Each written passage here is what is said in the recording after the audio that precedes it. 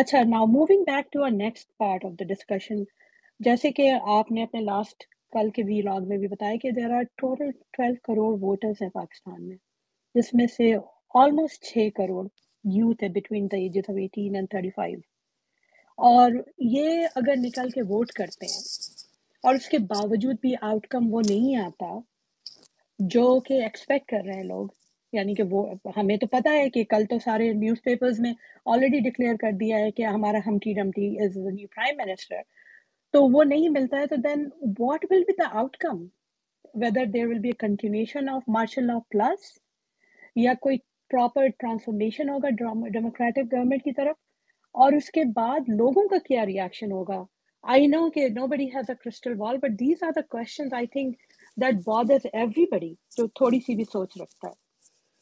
देखिए, ये सैम एक बड़ा इंटरेस्टिंग सवाल है जिसके ऊपर बड़ी कम, अच्छा आपने सवाल उठाया। इस सवाल पे बड़ी कम अभी बहस हुई है कि अभी तक तो मई 9 के बाद से पाकिस्तान में मार्शल लॉ लगा हुआ है। मार्शल लॉ प्लस है कि कहने में अदालतें हैं भी लेकिन डिसफंक्शनल हैं, कोई रिलीफ दे नहीं सकती हैं, आप लोगों को पकड़ लेते हैं, मार धाड़ करते हैं। सो मई 9 से पहले भी बड़ी सख्ती हो रही थी, इस पे मार धाड़ हो रही थी, लेकिन मई 9 से पहले आप जुलूस निकाल सकते थे, रैलीज निकाल सकते थे, प्रोटेस्ट कर सकते थे, इकट्ठे हो सकते थे। एक परपेचुअल दफा 144 जो है वो नहीं लगी हुई थी। इस तरह से खौफ की नई सिचुएशन। अब ये मई 9 का जो खौफ है, अब ये जब इलेक्शन हो जाएंगे, सपोज ये अपना ही एक हुकूमत खड़ी कर लेते हैं जरदारी और शरीफ की, तो क्या वो हुकूमत इस मार्शल लॉ प्लस को लेकर ही चलेगी? क्या फौज इसी तरह से चीजों को कंट्रोल करेगी, या वो हुकूमत जो है वो एक सेम्बलेंस ऑफ नॉर्मेलिटी ला सकेगी? अगर एक सेम्बलेंस ऑफ नॉर्मेलिटी लाएगी और अदालतें फंक्शन करेंगी, तो फिर इमरान खान और तहरीक इंसाफ के वो तमाम लोग जो जेलों में कैद हैं वो जमानतों पे बाहर निकल सकेंगे।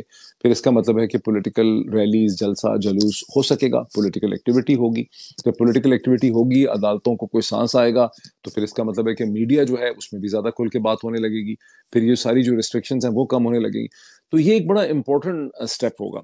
रिगार्डिंग दी हम्टी डम्टी, वहां पर बड़ा स्ट्रक्चरल चैलेंज है एस्टेब्लिशमेंट के लिए, बिकॉज असल में तो नवाज शरीफ साहब पाकिस्तान की पॉलिटिक्स में पिट चुके हैं। एस्टेब्लिशमेंट उनको खड़ा कर रही है। ये एक्सपेरिमेंट कितनी देर तक उनका चल पाएगा, बिकॉज सूनर और लेटर, जो मेरी अंडरस्टैंडिंग है कि वहां पर भी पिंडी के अंदर भी ये फीलिंग है कि ढांचा वो खड़ा कर रहे हैं, खड़ा तो वो कर रहे हैं, लेकिन ये बहुत देर उसको उनको लग रहा है कि हम चला नहीं पाएंगे। और वो अभी भी ये चाहते हैं कि इमरान खान के साथ उनकी किसी तरह से कोई नेगोशिएशन हो जाए। ये और बात है कि उसकी terms and condition he decide नहीं हो पाती, क्योंकि वो जो terms and condition Imran Khan को भेजते हैं कि आप 3 साल के लिए सियासत से लाताल्लुक हो जाएं, पहले कहते थे बाहर चले जाएं, अब कहते हैं आपको बनी गाला में नजर बंद कर देते हैं, वो गालबन इमरान खान उसका कोई रिस्पॉन्ड नहीं देते। बाकी आप अपना क्वेश्चन कर लें प्लीज। अस्सलाम वालेकुम। मुझे साहब देखें, अभी तो हमारे पास जो है वो इलेक्शन होने वाला है, तो अगर फर्ज करें, मैं इसको थोड़ा सा, हम लोग इसको, मैं वो नहीं कहना चाहता, अब इलेक्शन होता है, अगर हम देखते हैं कि पीटीआई जीतती है या इंडिपेंडेंट कैंडिडेट्स जीतते हैं और जो है वो मार्शल लॉ प्लस लगता है, तो उस वक्त जो है वो फिर लोगों की रिस्पॉन्सिबिलिटी क्या होगी? तो उसमें हम लोग लोगों के ऊपर क्या रिस्पॉन्सिबिलिटी रखते हैं? अभी तो हम लोग कहते हैं कि लोगों की रिस्पॉन्सिबिलिटी है वोट डालना, लेकिन अगर आपकी जो हुकूमत है या आपकी जो इस वक्त इस्टेब्लिशमेंट है वो लोगों को जो है वो हुकूमत नहीं बनाने देती, तो फिर लोगों की रिस्पॉन्सिबिलिटी क्या बनती है उस वक्त? देखिए, लोग जो हैं, क्या हम लोगों को एक हजूम के तौर पे देखेंगे, या लोगों को हम एक तंजीमी एतबार से एक सियासी ऑर्गेनाइजेशन और पॉलिटिकल पार्टी की शक्ल में देखेंगे? इस्टेब्लिशमेंट ने जिस चीज़ को टारगेट किया है, वो उन्होंने जो लोगों की ऑर्गेनाइजेशन है तंजीम साजी की और उनकी पॉलिटिकल पार्टी की शक्ल में जो एबिलिटी है, उसको उन्होंने टारगेट किया है। और लोग जो हैं, कभी भी से करोड़ लोग जो है वो अपने घरों से उस वक्त तक तो नहीं निकल सकते। जो एक, जैसे पीटीआई एक ऑर्गेनाइजेशन है, अब जिसके पीटीआई को चूंकि उसको उसको चूंकि डिसफंक्शनल कर दिया गया है मई 9 के बाद और तमाम हमले करके उसके जरिए, तो लोगों को तो किसी तंजीम ने बाहर निकालना है। लोगों के अंदर गुस्सा भी है, फीलिंग भी है, सिंसेरिटी भी है, जज्बात भी है, वो फिफरे भी हैं, लेकिन लोगों को किसी प्लेटफॉर्म पे इकट्ठा करना किसी तंजीम ने करना है। अगर तंजीम को आप मफलूज कर देते हैं और लोगों को वो प्लेटफॉर्म मिलते ही नहीं है, यानी टॉप लीडरशिप भी नहीं है, सेकेंडरी लीडरशिप भी नहीं है, वो कम्युनिकेट भी नहीं कर पाते, अब बार बार इंटरनेट को बंद कर देते हैं, ज़राए ब्लाग नहीं है, पब्लिकेशन नहीं है, टेलीफोन सिस्टम आप बार बार बंद कर देते हैं, तो लोगों का उस वक्त उस स्टेज के ऊपर निकलना जो है वो मुश्किल हो जाता है। इसका मतलब ये नहीं है कि सूरत हाल कंट्रोल में आ जाती है, بیکاز سونر اور لیٹر وہ پھر اپنے آپ کو دوبارہ ری آرگنائز کر لیتے ہیں. اس وقت ان کا تمام تر فوکس یہ ہے کہ ہم 8 فروری کو پبلک ایکسپریشن جو ہے وہ نہ ہونے دیں. اب یہ اس میں کیا کریں گے اور تحریک انصاف اور پاکستان کے لوگ اس کو کیسے ریسپونڈ کرتے ہیں, یہ سچویشن ابھی دیکھنی ہے. مجھے امید یہ ہے, بہت سے اور لوگوں کو بھی امید ہے, کہ بہت بڑی تعداد میں لوگ نکلیں گے. ایک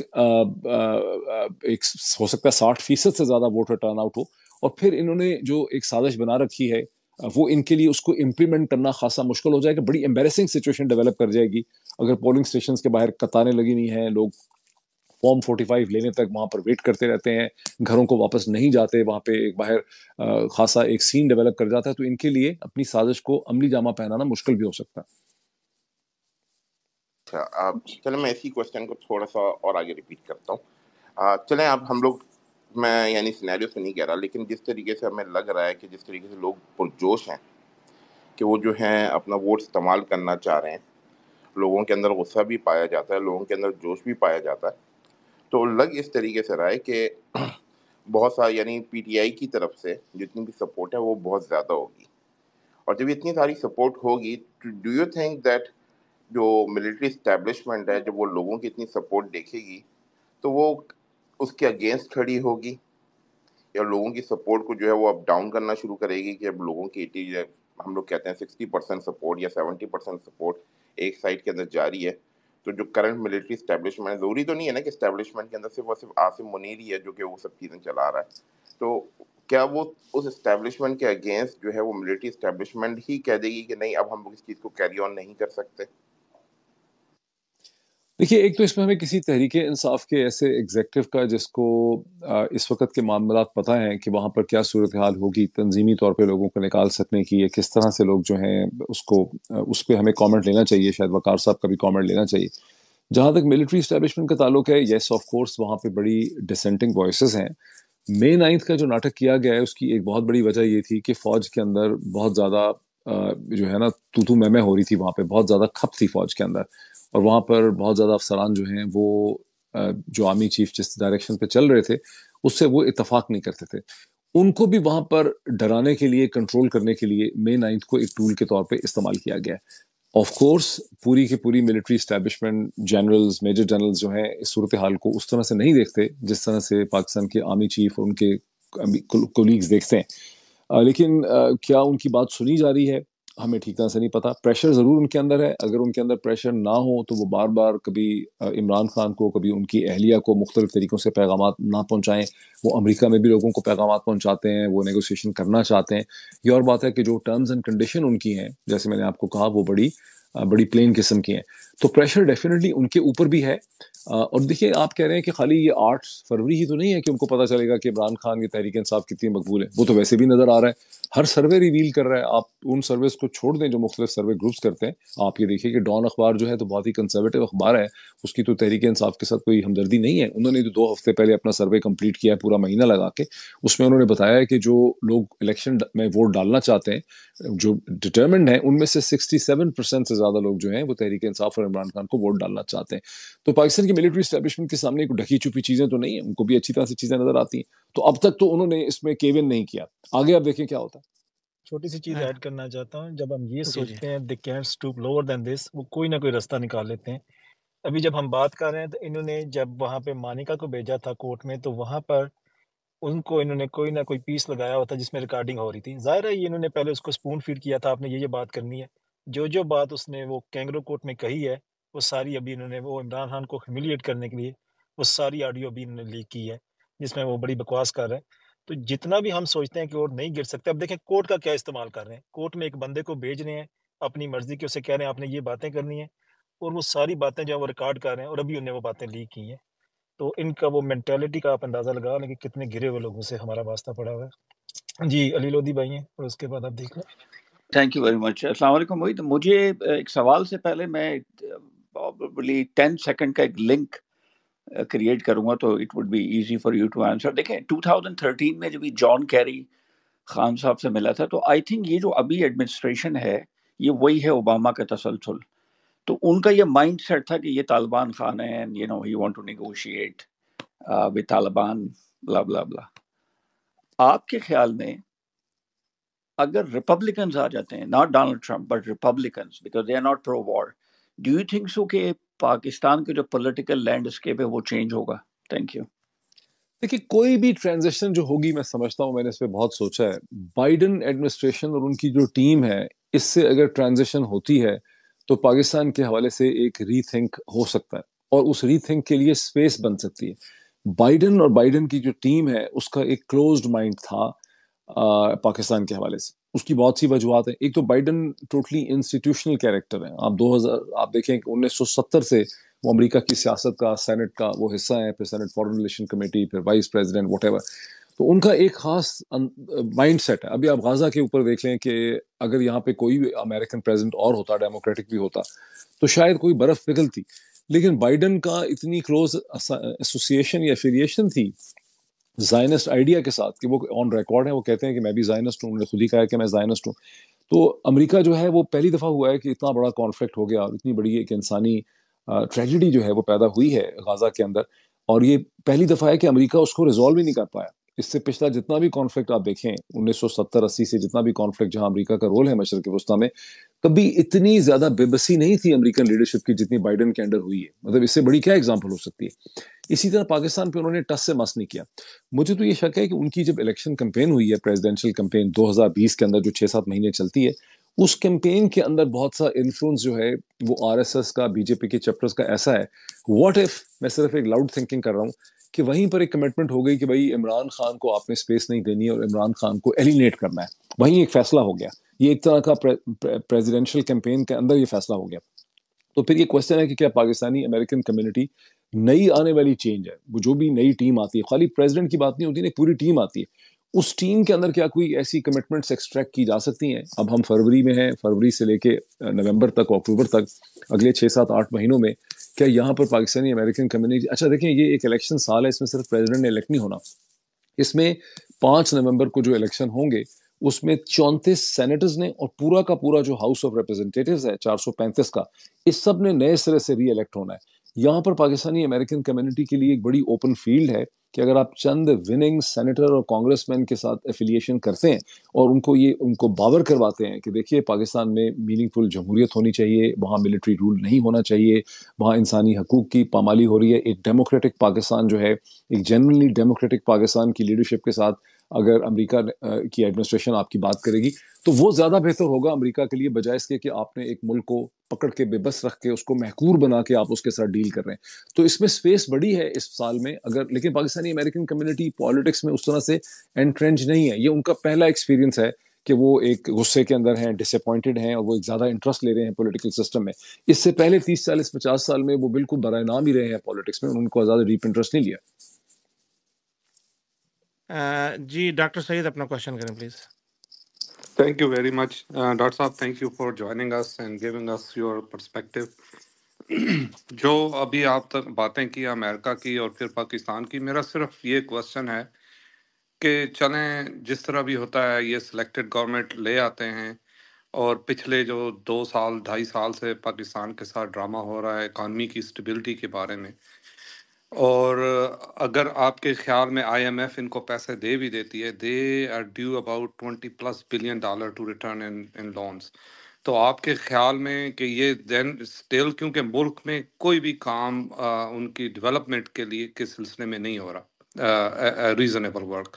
اور پھر دوسرا یہ ہے کہ all international media already have been disclosing this کہ this is all rigged election. آپ نے شاید کمران خان کا بھی وہ ان کا بڑا ڈیٹیل ٹویٹ کل دیکھا ہوگا, انہوں نے پورے سارے انٹرنیشنل میڈیا کو انہوں نے پن کیا کہ یہ خبریں چل رہی ہیں. تو اس کے باوجود بھی انٹرنیشنل اسٹیبلشمنٹ کہہ رہے ہیں, یا یہ جو ویسٹ کے کنٹریز ہیں, they are not doing anything. Do you think کہ ایون ریگارڈ لیس کہ چاہے ٹرمپ ریپبلکن آئیں یا ڈیموکریٹ یہاں پر آئیں, they gonna look for their own benefits, اور جو ان کے انٹرنیشنل ان کی اپنی جو اسٹیبلشمنٹ کے انٹرنیشنل بینیفٹس اور انٹرسٹس ہیں وہاں پر, they gonna go with that instead of کہ جی اب ہم عمران خان کو ریلیف دیں یا ہم وہ کریں, جو بھی ان کے گلوبل انٹرسٹ ہیں they gonna be looking for that. تو اس کے بارے میں آپ کا کیا خیال ہے؟ Thank you very much. دیکھیں میں اکانومسٹ تو نہیں ہوں, لیکن مجھے یہ سمجھ ہے کہ پاکستان کا اکنامک فیوچر خاصا مشکل ہی ہے. مطلب کچھ بھی ہو, جس طرح سے بھی آپ اس کو دیکھیں، اس وقت پاکستان کی ملٹری اسٹیبلشمنٹ نے ایک بہت زیادہ اپنے ذہن میں آس لگائی ہے کہ ان کا جو SIFC ہے، اسپیشل انویسٹمنٹ فیسیلیٹیشن، جو انہوں نے کاؤنسل کریٹ کی ہے، وہ کوئی بلینز آف ڈالرز لے آئے گی. ان کا یہ خیال ہے کہ اس الیکشن کے بعد ان کو مشرق وسطیٰ سے پیسے مل جائیں گے، کہیں اور سے پیسے مل جائیں گے. ابھی تک تو کوئی اس میں زیادہ پیسے میٹریلائز نہیں ہوئے. آپ کو یاد ہوگا کہ انہوں نے یہ کلیم کیا تھا کہ by the end of December 2023 $25 billion, army chief نے خود کہہ دیا تھا، جو لاہور اور کراچی کے بزنس مین سے ملاقات کی تھی، $25 بلین جو ہے ہم میٹرلائز کر لیں گے. میرا نہیں خیال کہ $1 بلین بھی میٹرلائز ہوا ہے، وہاں صرف زبانی کمٹمنٹس ہیں. تو وہ کرائسس ان کا بہت شدید ہے. IMF کے جو باقی پیسے ابھی 1 میرا خیال ہے 1 ملین لینے ہیں، اور اس کے یا 1.9 ملین لینے ہیں. اس کے بعد انہوں نے دوبارہ IMF کا پروگرام جو ہے مارچ میں ہی ایک اگلے IMF کے پروگرام میں بھی پاکستان کو جانا ہے. وہ پروگرام کتنا بڑا ہوگا، $6-7 بلین کا ہوگا، اس سے زیادہ بڑا ہوگا. لیکن اس کی بات چیت یہاں اسٹیٹ ڈپارٹمنٹ کے اندر جو میری لوگوں سے ہوئی ہے، تو وہ پہلے سے اس کی تیاری لگا کے بیٹھے ہوئے ہیں کہ پاکستان ایک اگلے پروگرام کے اندر بھی جانا ہے. تو پاکستان کی اکانومی کیسے امپروو ہوگی، اگر آپ میں سے کوئی اکانومسٹ ہے تو وہ اس پہ بتا سکتا ہے. مجھے تو نہیں نظر آ رہا کہ کوئی اتنی جلدی پاکستان کی اکانومی امپروو ہو سکے گی. جی اظہر حمید صاحب اپنا جی سوال کریں. جی السلام علیکم، ڈاکٹر محیط پیرزادہ، اظہر حمید ہے. ڈاکٹر صاحب، I have an observation to make. دیکھیں، یہ جو الیکشنز اور اس کی امپلیکیشنز کے اوپر پاکستان کے future, I am very clear کہ یہ الیکشن کے ریزلٹس جو جس طرح سے آپ کہہ رہے ہیں کہ پہلے سے جو ہیں they have been doctor tailored, اور میں اس چیز کو بھی بائے نہیں کرتا کہ اگر آپ کا ٹرن آؤٹ بہت زیادہ بھی ہو جائے، شاید 90% بھی کراس کر جائے، تو ریزلٹس میں کوئی فرق آئے گا، ریزلٹس یہی رہیں گے. What I want you to آپ اپنا اس پہ کامنٹ کریں کہ Imran Khan, how can you fight a person whose motivation is to die for a cause? I mean, he's ready to die for a cause, and that is KG power with the people of Pakistan. So I want you to comment on Imran Khan not as a physical human being, but Imran Khan as a phenomena which has a lasting effect now, and probably it's a history changer. اور میرے خیال میں hope should always be there, and hope is a good thing to happen, and good things never ever die. Maybe یہ elections نہیں، لیکن آگے چل کے یہ phenomena کس طرح سے پاکستان کا ہسٹری جو ہے اس کی کورس کو کس طرح سے چینج کرے گا. your comments please. دیکھیں، پہلی بات تو میں آپ سے ایگری کرتا ہوں کہ عمران خان نے جو کیا ہے، اور عمران خان جس قسم کا فینومینا بنے ہیں، اور ان کے ساتھ جس قسم کا ایک احساس اور شعور اور ایک بیداری پیدا ہوئی ہے، جو کانشیسنس پیدا ہوئی ہے پنجاب کے اندر اور خیبر پختونخوا کے اندر، وہ پاکستان کی تاریخ میں ایک بہت ہی نئی چیز ہے. کبھی اس قسم کی بیداری جو ہے نہیں دیکھی گئی. آپ یہ کہہ سکتے ہیں کہ لیٹ 60s میں اور ارلی 70s میں جو لیٹ 60s کی موومنٹ تھی ایوب خان کے خلاف، وہ ایک آخری پاکستان کی ایک سیاسی موومنٹ ہے، جس کے بعد پھر ایسٹ ویسٹ پاکستان کی سیپریشن بھی ہو گئی. لیکن وہ موومنٹ ہے جہاں پر آپ کو ایک سیاسی بیداری نظر آتی ہے انڈسٹریل ورکرز کی، بیکاز 1960s میں پاکستان بہت تیزی سے انڈسٹریلائز ہوا تھا ایوب خان کے زمانے میں. تو بہت بڑی تعداد میں کارخانے دار اور فیکٹری، اور وہاں پر ایک جھگڑا تھا انکم انیکویلٹی کا، کارخانے دار کا اور فیکٹری کا جو ورکر تھا اس کے درمیان جھگڑا تھا. دوسری طرف کسانوں کے اندر ایک انہوں نے شعور پیدا کیا، اور وہ جو تھا نا روٹی کپڑا مکان کا جو نعرہ تھا. اسی طرح سے دوسری طرف ایک ایتھنک بنگالی فیلنگ تھی کہ بنگالیوں کے ساتھ زیادتی ہو رہی. تو اس کے بعد کا جو پاکستان ہے، اگر آپ 70 سے اب تک دیکھیں، پچھلے 50 برس کا پاکستان، تو آپ کو کہیں پر بھی کوئی سیاسی شعور نظر نہیں آتا. بیکاز جب ذوالفقار علی بھٹو کی پھانسی کے بعد محترمہ بے نظیر بھٹو 1986 میں واپس آئیں، تو وہ اس وقت کی واشنگٹن اسٹیبلشمنٹ کے ساتھ ایک ڈیل کر کے واپس آئیں، اور جنرل ضیاء الحق نے ان کو آنے دیا. اور جس چیز کو کہا جاتا ہے کہ انہوں نے ایک بہت عظیم الشان قسم کا لاہور میں ایک جلسہ وغیرہ نکالا، وہاں پر ان کی ڈیل یہ تھی کہ انہوں نے پیپلز پارٹی کا جتنا تھنکنگ مائنڈ تھا، جو شعوری پیپلز پارٹی تھی، جو لیفٹ آف دا سینٹر تھی، مارکسسٹ سوشلسٹ تھی، جو کوئی ایک تبدیلی کی بات کرتی تھی، جس کو پروگریسو تھا، ان سب کو انہوں نے چن چن کے الگ کر دیا. اور اس کے بعد پیپلز پارٹی جو تھی وہ محض ایک جاگیرداروں کی اور نوٹیبلز ان کی پارٹی بن گئی، اور پاکستان کا جو سیاسی سوچنے کا شعور تھا وہ سارا ختم ہو گیا.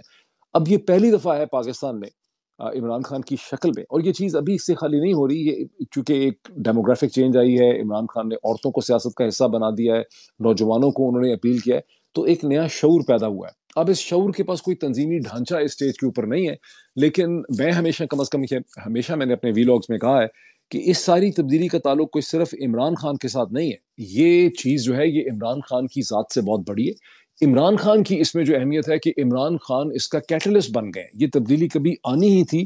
اب جو پاکستان کے روایتی طبقے ہیں، اسٹیبلشمنٹ ہے، شریف خاندان کی ڈینسٹی ہے، زرداری خاندان کی ڈینسٹی ہے، مولانا فضل الرحمان ہے، پیر خانے ہیں، یہ سب لوگ جو ہیں اس شعوری تبدیلی کا راستہ روکنے کے لیے لڑ رہے ہیں. جو پاکستان میں جنگ ہو رہی ہے، یہ پاکستان کے مستقبل کے حوالے سے ایک بڑی امپورٹنٹ جنگ ہے.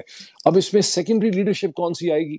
عمران خان کے علاوہ بھی تو کوئی لیڈرشپ ہونی چاہیے. ابھی تو ہم نے دیکھا کہ عمران خان کی جماعت میں بہت سے ایسے لوگ جن سے آپ کو بڑی توقعات تھیں، وہ تو جب ان کو دھمکیاں لگیں، ان پہ پریشر آیا تو وہ الگ ہو کے بیٹھ گئے. تو ابھی ایک سیکنڈری لیڈرشپ بھی تو چاہیے نا اس نوجوان نسل میں سے جس کی عمر اس وقت 35 برس یا 40 برس ہے.